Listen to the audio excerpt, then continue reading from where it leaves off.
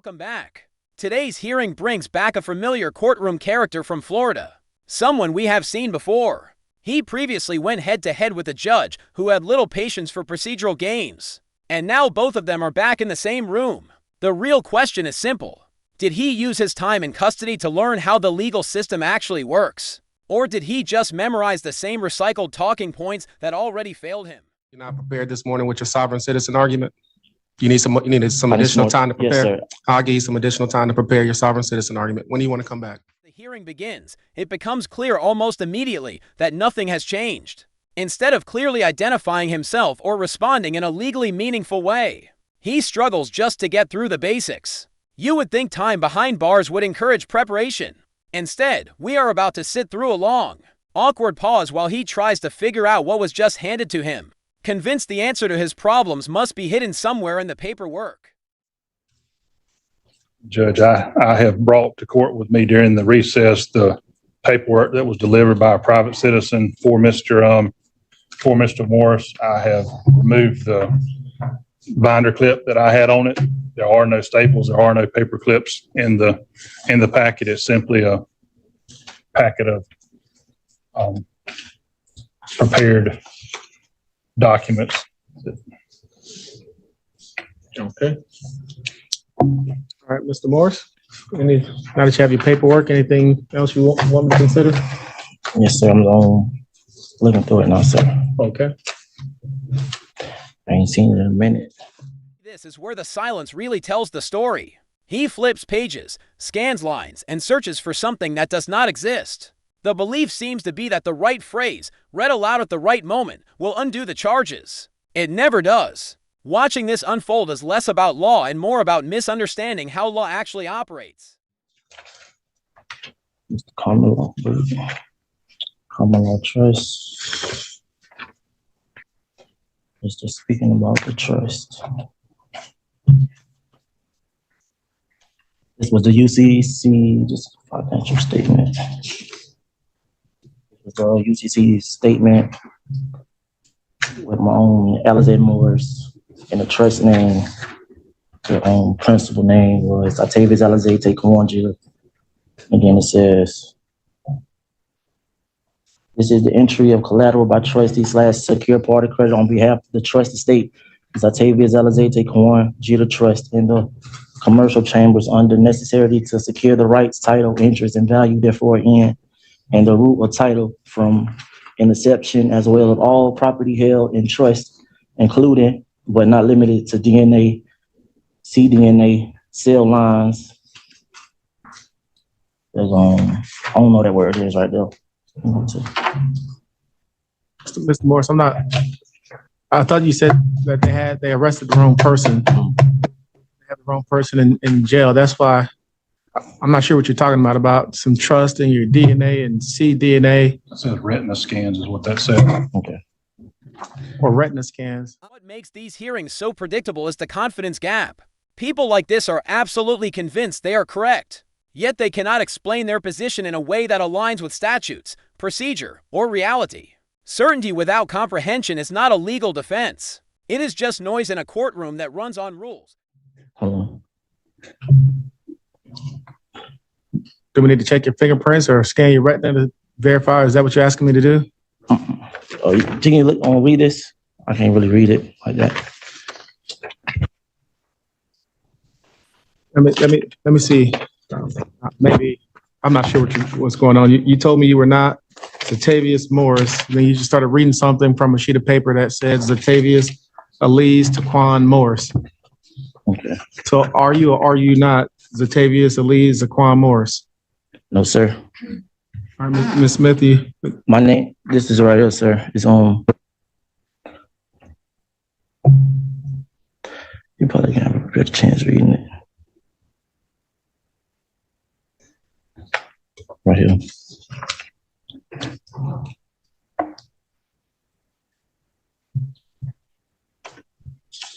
This right here.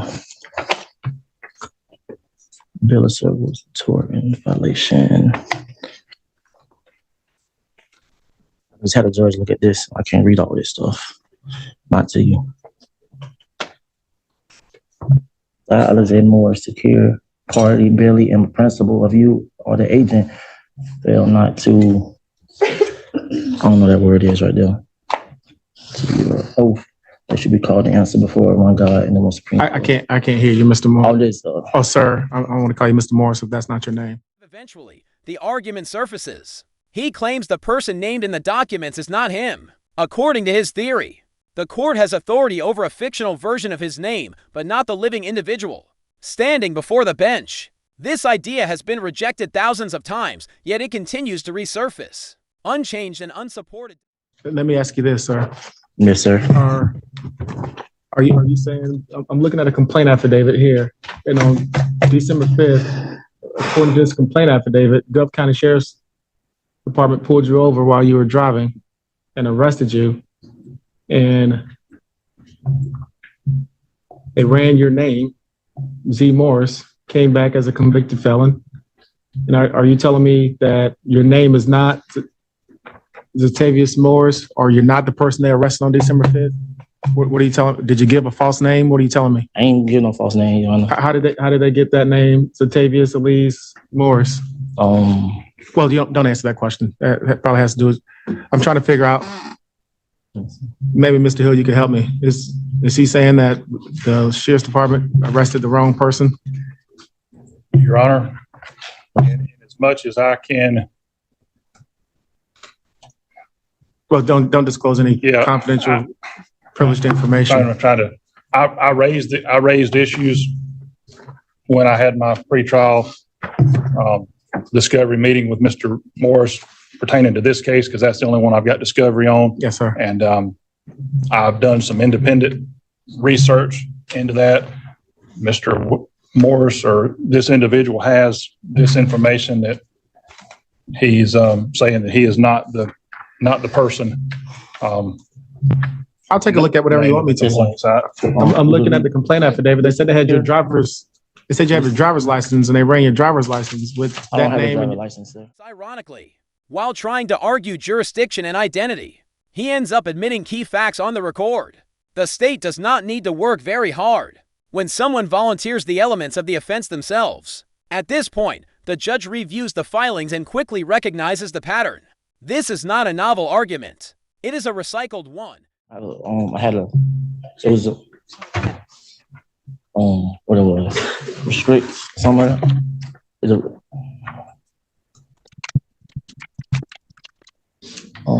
read the last page. Oh, I'm looking at legal notice and demand to all state, federal, and international public officials. This is a contract and admiralty. This is some of that sovereign citizen nonsense. I thought you were saying that they arrested the wrong person. I'm not listening to any of that sovereign citizen nonsense. You told me they arrested the wrong person. If you're talking about admiralty law and that the first page was a trust and that you're the debtor, I'm not listening to any of that nonsense. When are we coming back? Your discretion, Judge. I can tell you I've got discovery on the first case. I don't have discovery yet on the second case. I'm at your discretion, Judge. Ms. Smith, when do you want to come back? Judge, let's do the 6/27, our next available, Your Honor. Okay, we'll come. And Mr. Morris, I'm not trying to be disrespectful, but I thought you were telling me they arrested the wrong person. I certainly don't want someone who hasn't. If you're the wrong person that they arrested, I didn't want you sitting in the county jail. But what you gave me looks like some of that admiralty law, sovereign citizen. I travel. I don't drive. I don't have jurisdiction over you. I'm not listening to that stuff. To the judge's credit, the court allows him to speak. He is given the opportunity to present whatever argument he believes he has. But once it becomes clear that the claims are legally meaningless, the court does exactly what it should. It stops the performance and moves the case forward. Court time is not unlimited, and it is not a stage. Your Honor? Yes, sir. You didn't get what I said. That was the agent of the principal. You know what I'm saying? I think you're talking about a bunch of stuff that people who believe themselves to be sovereign citizens parrot. And I told you I'm not listening to any of that. I'm not sure how you, the principal and the agent of your own, I'm not listening to that. Now, if you are wrongfully arrested, that's what I thought you were saying. I certainly want to listen to that. But if you are talking about trust and being the agent, you're not the principal, and I saw something about admiralty law, I'm not listening to that. What? I will see you on the 27th of June. Take care, sir. Matter is continued to a later date. giving him time to review the documents and prepare. Whether that preparation leads to understanding is another question entirely. History suggests otherwise. That wraps it up for today. If you found this breakdown useful, engage however you see fit. And stay tuned for more courtroom analysis. This is Judge Talks.